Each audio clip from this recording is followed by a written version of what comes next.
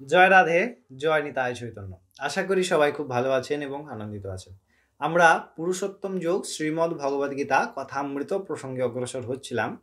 আগের দিন আমরা 11তম শ্লোকে আস্বাদন করলাম যে ভগবান বলছেন যে সেই যে তত্ত্ব অর্থাৎ জীব আত্মস্বরূপ আত্মা দেহে আবদ্ধ হয়ে তাহা জীব সত্তা হওয়া সত্ত্বেও সদ অসৎ কর্ম করা সত্ত্বেও যে পরমাত্মার তত্ত্ব যাহা চিরকাল অবিনশ্বর তাহা সর্বদা সমান থাকে, সেই যে গূঢ় রহস্যের তত্ত্ব তাহা জানতে কারা সমর্থ হন না, ভগবান সেটি বর্ণনা করলেন।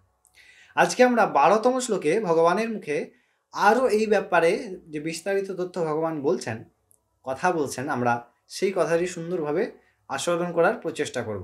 অবশ্যই আমরা প্রথমে শ্লোকটি আস্বাদন করি, তারপরে আমরা কথামৃতে প্রবেশ করছি। ভগবান 12তম শ্লোকে পুরুষোত্তম যোগে বলছেন যে यदादित्यगतं तेजो यगत् भाषया तेजा तेहाखिलं यच्चान्द्रमसि यच्चाग्नौ ते तत्तेजो विद्धि मामकाम।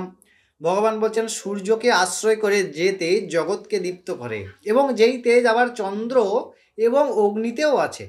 ভালো করে বুঝবেন, ভগবান বলছেন যে যে তেজ অর্থাৎ এখানে সেই ব্রহ্মতত্ত্বের কথা বলছেন, সূর্যকে নিমিত্ত করে সূর্যের নাম করে প্রকাশিত করছেন এবং সেই তেজ আবার চন্দ্রেতেও আছে, কিন্তু তার প্রতিফলন আবার অন্যরকম, এবং তা আবার অগ্নিতেও আছেন।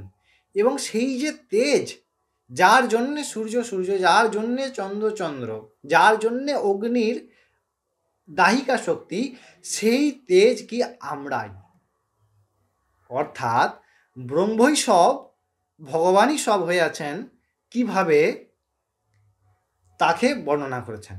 এইখানে যারা ভাবেন আকার এবং নিরাকার দুই তত্ত্ব, আকার নিরাকার, আকার অর্থাৎ নির্গত আকারহা ইতি নিরাকার, যার থেকে আকার নির্গত হয়, কার করতে হয়, যিনি আছেন আবার নেই, যিনি সবে আছেন নিরাকার রূপে, আবার আকার রূপেও আছেন, আকারের মধ্যেও নিরাকার আছেন, নিরাকার থেকেই আকার, আবার আকার থেকেই নিরাকার।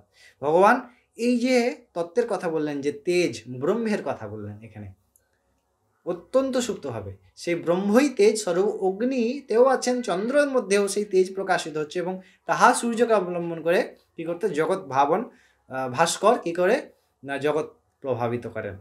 আশা করি আবার ভগবান বলছেন কি না সেই তেজই আমরা, এটা জানবে।